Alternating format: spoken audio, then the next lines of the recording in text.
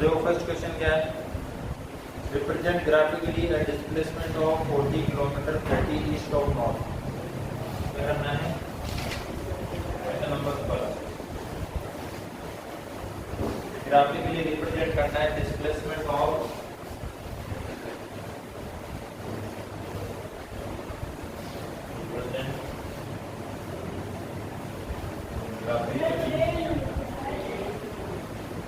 displacement of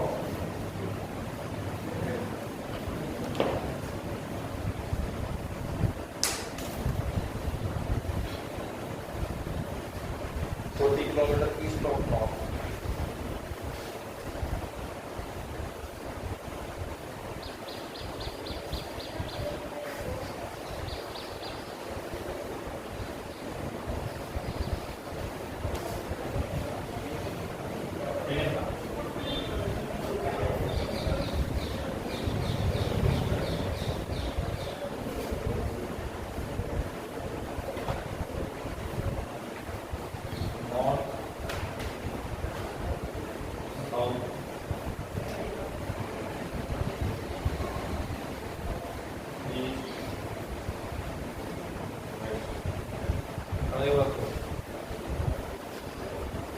displacement के बारे में हमने बात की, क्या होता है डिस्प्लेसमेंट। एक तो होती है डिस्टेंस और एक होता है displacement.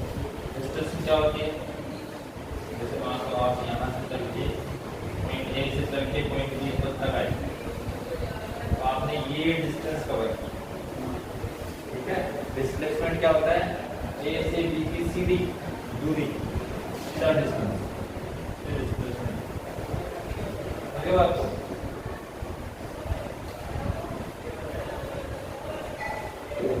40 kilometre east of north. East of north किधर होगा, ईस्ट से नॉर्थ की तरफ, ईस्ट से नॉर्थ की तरफ, ईस्ट ऑफ नॉर्थ। नॉर्थ से ईस्ट की तरफ चले, ईस्ट ऑफ नॉर्थ, नॉर्थ से ईस्ट की तरफ। ये देखिए ईस्ट से नॉर्थ की तरफ आप चले कितना, 40 किलोमीटर। 40 किलोमीटर 1 2 3 4, यहाँ पर कितने हो गए 40 किलोमीटर। एक यूनिट को उस पे हमने क्या ले लिया, 1 यूनिट को हमने अज्यूम कर लिया 10 किलोमीटर। कितना हो गया 1 2 3 4, यानी 40 किलोमीटर हो गया, ठीक है। और ये एंगल किस तरफ है, ईस्ट ऑफ नॉर्थ। कितना है एंगल 30 डिग्री। तो ये जो है इसको रिप्रेजेंट करेगा, इस पॉइंट से इस पॉइंट तक इसको रिप्रेजेंट करेगा displacement of 40 kilometre 30 degree east of north, 30 degree east of. समझ गए बात को।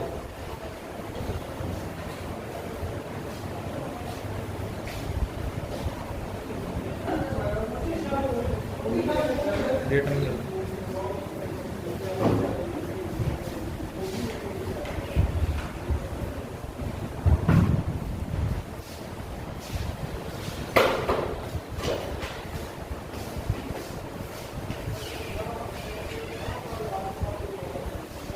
हाँ भाई, क्या करना है, classify the following quantities as vector और स्केलर। आपको बताना है कि स्केलर है या वेक्टर। स्केलर यानी अदिश, वेक्टर यानी स्केलर। तो 10 kg इसमें सिर्फ क्वांटिटी है, मैग्नीट्यूड है इसमें सिर्फ। वेक्टर में मैग्नीट्यूड और डायरेक्शन दोनों होता है। तो ये क्या है, स्केलर। क्या है, सेकेंड वाले में देखो 2 मीटर नॉर्थ वेस्ट, मैग्नीट्यूड भी है और डायरेक्शन भी। मैग्नीट्यूड और डायरेक्शन दोनों है, इसका मतलब ये कौन सी क्वांटिटी है, vector quantity. 40 degree, 40 degree angle है। एंगल क्या है, सिर्फ मैग्नीट्यूड है इसमें, ये क्या है,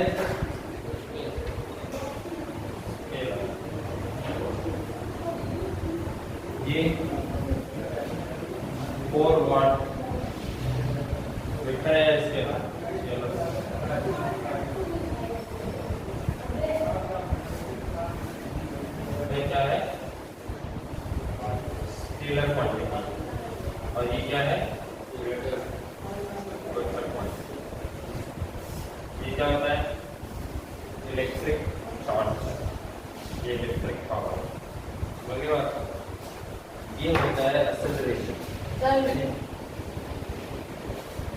इसमें मैग्नीट्यूड के साथ में डायरेक्शन भी होती है, इस वजह से ये वेक्टर क्वांटिटी होती है।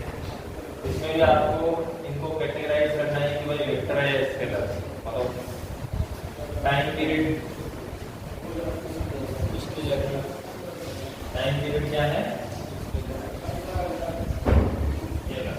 डिस्टेंस क्या है, डिस्टेंस स्केलर है, केवल मैग्नीट्यूड भी होता है उसमें। फोर्स, फोर्स क्या है,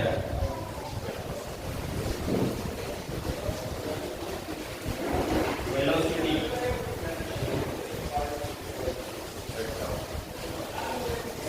और वर्क डन क्या है।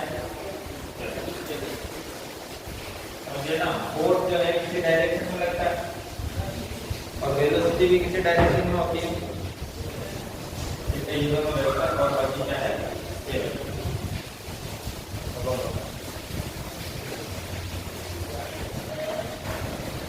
आपको क्लासिफाई करना है। तो वो इनिशियल कौन से होते हैं, जैसे 3 4 वेक्टर है ए बी सी और डी, इनमें कोई इनिशियल कौन से है, इक्वल कौन से और कोलिनियर बट नॉट इक्वल कौन से। कोई इनिशियल यानी इसका टर्मिनल पॉइंट ए है, इक्वल यानी इसका मैग्नीट्यूड और डायरेक्शन क्या हो सेम, मैग्नीट्यूड और डायरेक्शन क्या हो सेम।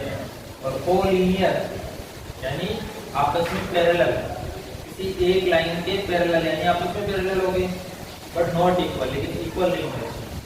आपको इनिशियल वाले बताओ वेक्टर कौन से, दो ही वेक्टर है, एक तो ए वेक्टर और एक बी वेक्टर।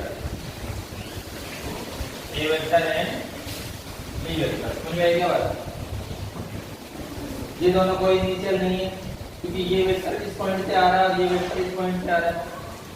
ये दोनों भी नहीं है क्योंकि ये वाला वेक्टर इस पॉइंट से आ रहा है और ये वाला वेक्टर इस पॉइंट से। सेम इनिशियल पॉइंट यानी शुरुआती बिंदु सेम होना चाहिए। इक्वल वेक्टर, डायरेक्शन और मैग्नीट्यूड सेम हो, कौन से, ये दोनों वेक्टर देखो, दोनों के डायरेक्शन और मैग्नीट्यूड सेम है ना, D vector and B vector. समझ में आ गया क्या।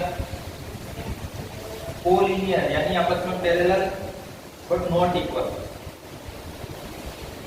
Collinear but not equal. Equal कब नहीं होते, जब या तो डायरेक्शन सेम नहीं हो या मैग्नीट्यूड सेम नहीं हो। देखो इन दोनों वेक्टर को देखो, ये किसी एक लाइन के पैरेलल है दोनों, लेकिन आपस में इक्वल नहीं है क्योंकि दोनों की डायरेक्शन डिफरेंट है। तो ये हो गया ए वेक्टर है, आई बात में। फिफ्थ वाला देखो, ट्रू फोर्स वाला क्वेश्चन है। फिफ्थ वाला ट्रू फोर्स वाला question, first question, A vector है minus A vector are collinear है, क्या बात सही है। अरे ए वेक्टर मान लो ये है तो माइनस ए वेक्टर कौन सा होगा, माइनस ए वेक्टर क्या होगा, सेम मैग्नीट्यूड डिफरेंट डायरेक्शन। समझ गए बात को, लेकिन आपस में पैरेलल तो होते हैं ना, तो इसका मतलब ये कोलिनियर है। तो पहला जो है वो क्या है, ट्रू, सत्य है बिल्कुल। ओके, दूसरा देखो, two collinear vector are always equal in magnitude. दो कोलिनियर वेक्टर क्या मैग्नीट्यूड में इक्वल होते हैं, जरूरी थोड़ी है। अरे कोलिनियर यानी किसी एक लाइन के पैरेलल, जैसे एक वेक्टर ये हो गया, एक वेक्टर ये हो गया। अब देखो ये ए वेक्टर और ये बी वेक्टर है, दोनों आपस में क्या है, कोलिनियर है। कोलिनियर है लेकिन मैग्नीट्यूड सेम का है, ये छोटा है ये बड़ा है। मैग्नीट्यूड होता है इसकी लेंथ, लंबाई। ये क्या हो गया, फॉल्स। ये बात होगी बिल्कुल फॉल्स। अगला, two vector having same magnitude are collinear, ये बात भी गलत है। दो वेक्टर है मैग्नीट्यूड सेम है, जैसे ये वाला वेक्टर ले लो, ए वेक्टर और एक बी वेक्टर ये ले लिया हमने। मान लो दोनों का मैग्नीट्यूड सेम है तो इक्वल थोड़ी होंगे। अरे इक्वल हुए क्या? इक्वल होने के लिए क्या जरूरी है? डायरेक्शन सेम और मैग्नीट्यूड इक्वल। मान लो इसका मैग्नीट्यूड इक्वल है तो डायरेक्शन तो बात सेम है, ये बात भी क्या होगी? फॉल्स। समझ गए क्या बात को? Last, two collinear vector having the same magnitude are equal. दो कोलिनियर वेक्टर हो जिनका मैग्नीट्यूड सेम हो। Two collinear vectors having the same magnitude, इन दोनों को मिला के बात बोली गई है। दो कोलिनियर वेक्टर है किसी एक लाइन के पैरेलल मान लो और इनका मैग्नीट्यूड सेम है। देखो कोलिनियर होने की वजह से डायरेक्शन तो एक ही होगी और मैग्नीट्यूड सेम हो गया। अब ये क्या हो गए? क्या हो गए? इक्वल वेक्टर हो गया ना, तो ये क्या हो गया? 2। समझ में आया क्या? क्या बोला था अपने को? Two collinear vectors having the same magnitude. अरे एक मिनट, कोलिनियर वेक्टर है ठीक है, लेकिन इनकी डायरेक्शन डिफरेंट भी तो हो सकती है ना। जैसे एक की डायरेक्शन ये, एक की डायरेक्शन ये कोलिनियर है लेकिन ये इक्वल नहीं होगा। समझ गए बात को? ये बात क्या है? फॉल्स। समझ गए ना फॉल्स कैसे है? समझ गए ना? कोई डाउट?